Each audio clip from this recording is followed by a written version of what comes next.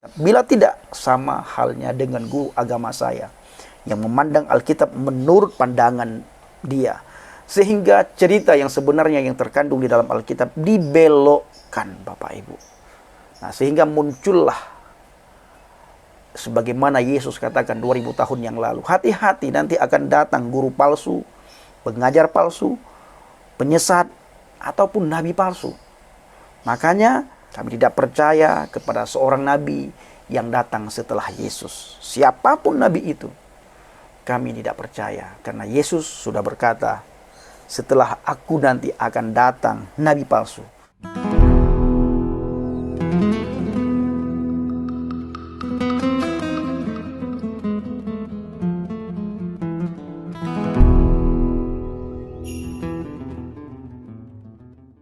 Haleluya, haleluya, shalom alaikum, salam aki. Aku kabarkan Injil keselamatan. Bapak Ibu yang kasih Tuhan, ketemu lagi dengan saya Evangelis Avraham Effendi Usman. Bagaimana kabar kita semuanya? Haleluya, luar biasa. Saya selalu berdoa kepada Tuhan untuk para subscriber, pencinta channel Injil Kabar Baget, agar selalu dalam lindungan Tuhan, dijauhkan dari segala mara bahaya, celaka maut, musibah, maupun dari hal yang tidak kita inginkan, sakit penyakit ataupun virus yang lagi melanda bangsa dan negara kita. Dan apapun yang saudara lakukan dan kerjakan selama tidak bertentangan dengan firman Tuhan, pasti dibuat oleh Tuhan berhasil. Nah, sebelumnya Bapak Ibu, saya mengucapkan selamat hari Minggu, selamat beribadah. Tuhan Yesus memberkati. Sebagaimana biasanya saya mengajak saudara, para subscriber, penonton channel Injil Kabar Baget untuk menempatkan hati dan pikiran saudara di tempat yang netral. Nah, buka sedikit ruang hati, buka sedikit ruang pikiran, supaya saudara bisa mendengarkan kebenaran. Dan ketika saudara mendengarkan kebenaran, saudara bisa menemukan kebenaran. Apabila saudara tidak bisa menemukan kebenaran di channel ini, saran saya, ambil tindakan tegas, tinggalkan channel ini daripada saudara berdosa. Kenapa berdosa? Yang pertama, berdosa karena menolak kebenaran. Yang kedua, berdosa karena saudara menghina yang menyampaikan kebenaran, yaitu saya. Saudara mengolok-ngolok saya, menghina, mencaci maki, itu membuat saudara berdosa. Daripada terus-terusan saudara berdosa di channel ini, lebih baik saudara tinggalkan channel ini. Tapi apabila ada satu kebenaran yang saudara dapatkan, cepat ambil tindakan tegas. Datang kepada kebenaran itu. Datang kepada Yesus. Karena hanya Dia yang bisa menyelamatkan umat manusia. Tidak ada nabi yang lain, tidak ada rasul yang lain, tidak ada pemuka-pemuka agama yang lain selain Yesua HaMasiah. Pertanyaannya, Bang Pendi, siapakah Yesus Kristus itu? Nah, ini adalah pertanyaan yang umum Bapak Ibu. Berbeda dengan pertanyaan, apakah ada Tuhan? Atau jarang sekali kita mendapatkan pertanyaan, apakah Yesus Kristus itu ada, Bang Pendi? Pada umumnya, Yesus dipandang sebagai seseorang yang pernah hidup di Israel sekitar 2000 tahun yang lalu. Perdebatan baru dimulai ketika topik mengenai identitas Yesus didiskusikan.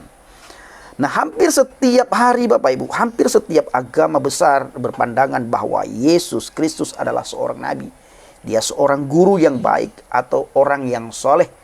Masalahnya Bapak Ibu, yang menjadi pertanyaan besar adalah Alkitab mengajarkan kepada kita semua bahwa Yesus Kristus lebih dari sekedar seorang nabi, lebih daripada sekedar seorang guru, bahkan guru yang baik atau guru yang saleh atau orang yang soleh. Nah, tinggal keputusannya ada di tangan saudara. Saudara percaya kepada pemuka agama atau saudara lebih percaya kepada apa kata Alkitab? Saya dulu Bapak Ibu lebih percaya kepada pemuka agama, kepada ustadz dan kepada pengajar-pengajar ataupun guru-guru agama yang berdiri di depan kami, mengajarkan, menceritakan, memberitahukan kepada kami bahwa Yesus Kristus itu adalah seorang nabi. Dia seorang rasul, dia seorang utusan, dia seorang yang soleh, dia seorang yang baik hati. Dia banyak menolong orang, menyembuhkan orang. Bahkan dia dikatakan oleh guru agama saya waktu saya masih berada di agama seberang Bapak Ibu, diajarkan, diberitahukan oleh guru tersebut bahwa Yesus Kristus membuat hal yang ajaib yang tidak pernah dibuat dan dilakukan oleh satu manusia pun, oleh nabi-nabi yang lain, yaitu membangkitkan orang mati dan mengambil tanah liat. Tanah liat itu ditiup, dibentuk menjadi burung dan ditiupkan rohnya sehingga tanah liat yang sudah terbentuk burung ini bisa terbang, Bapak Ibu. Saya percaya sekali kata guru agama saya. Nah, Alkitab Bapak Ibu bukan saja menceritakan, mengabarkan, mengajarkan kepada kita bahwa Yesus itu sebagai guru, dia utusan, dia orang yang saleh, dia orang yang melakukan banyak mukjizat. Tetapi Yesus Kristus itu adalah Tuhan itu sendiri. Nah, makanya saya menentang saudara semuanya. Apakah saudara lebih percaya apa kata guru-guru agama, kata pemuka agama, atau saudara lebih percaya kepada kata Alkitab? Kalau saya Bapak Ibu saat ini, saya lebih percaya apa kata Alkitab. Karena guru-guru yang mengajarkan kepada saya ternyata membelokkan cerita yang sebenarnya yang tertulis di dalam Alkitab mengenai Yesus Kristus. Dibelokkan cerita yang asli. Dan ada satu tuduhan yang tidak mendasar yang dituduhkan oleh para pemuka agama, khususnya di dalam agama saya yang dulu, mengenai Yesus Kristus. Sementara mereka tidak pernah membaca kitab yang asli, Bapak Ibu. Tidak pernah membaca Alkitab. Tetapi tuduhan itu dituduhkan dengan cara yang sangat keji. Nah, bahkan bukan saja dituduhkan kepada Yesus Kristus, tetapi mereka menuduhkan pengikut Kristus karena mentuhankan Yesus. Nah, sebenarnya Bapak Ibu tidak pernah umat Kristen itu mentuhankan Yesus.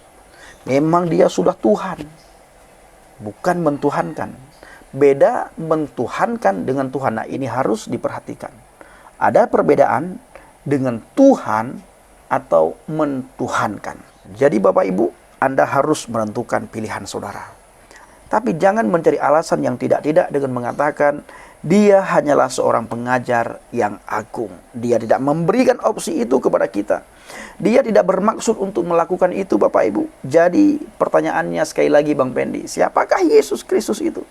Apa kata Alkitab mengenai dia? Pertama-tama mari kita lihat kata-kata Yesus Kristus dalam Yohanes 10 ayat 30. Yesus berkata, Ana wal abi wahid. Aku dan Bapa adalah satu. Sekilas ini kelihatannya bukan merupakan sebuah deklarasi bahwa Yesus adalah Elohim.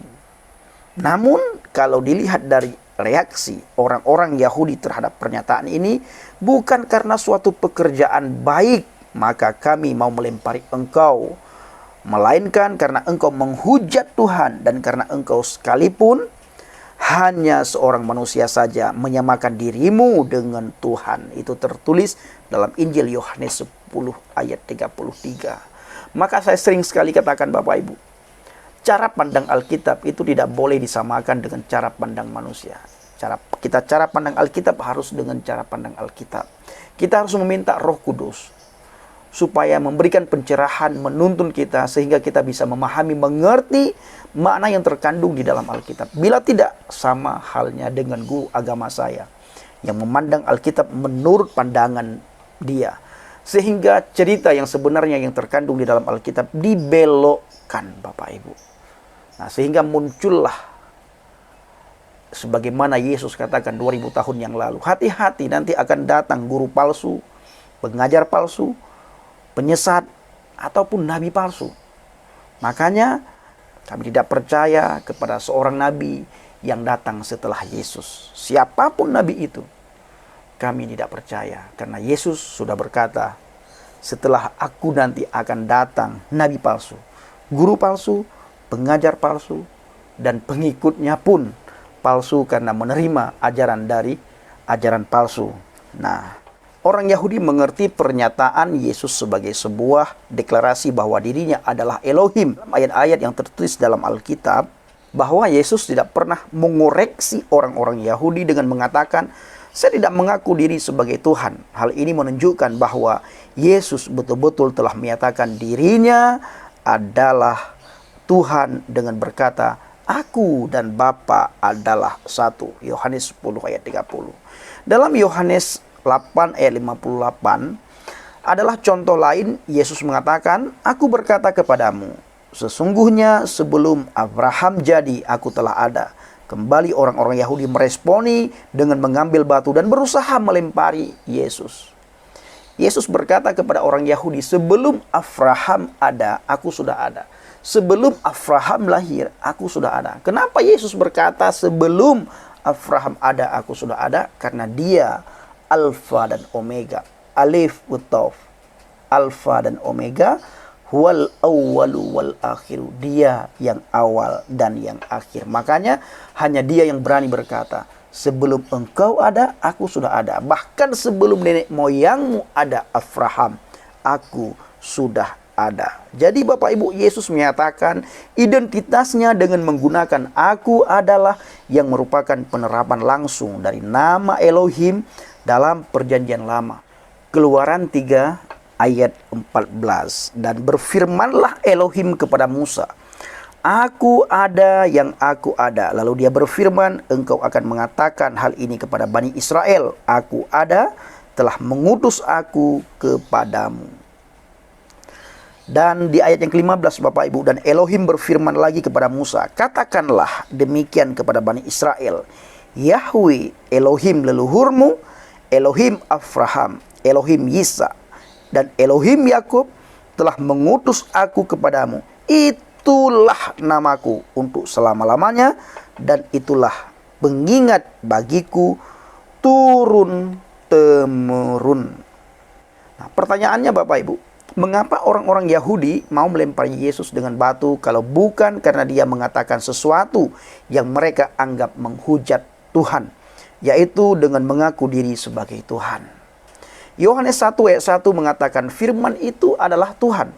Melalui Yohanes 1 ayat 14 kemudian dinyatakan firman itu telah menjadi manusia.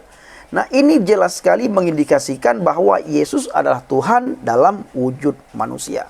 Thomas misalnya Bapak Ibu, salah satu rasul mengungkapkan pada Yesus, ya Tuhanku dan Elohimku. Jadi Bapak Ibu, Yesus tidak pernah mengoreksi Thomas. Itu tertulis dengan jelas dalam Injil Yohanes 20 ayat 28. Begitu juga Rasul Paulus menggambarkan dia sebagai Elohim yang maha besar dan juru selamat kita Yesus Kristus dalam Titus 2 ayat 13. Rasul Petrus mengatakan hal yang sama.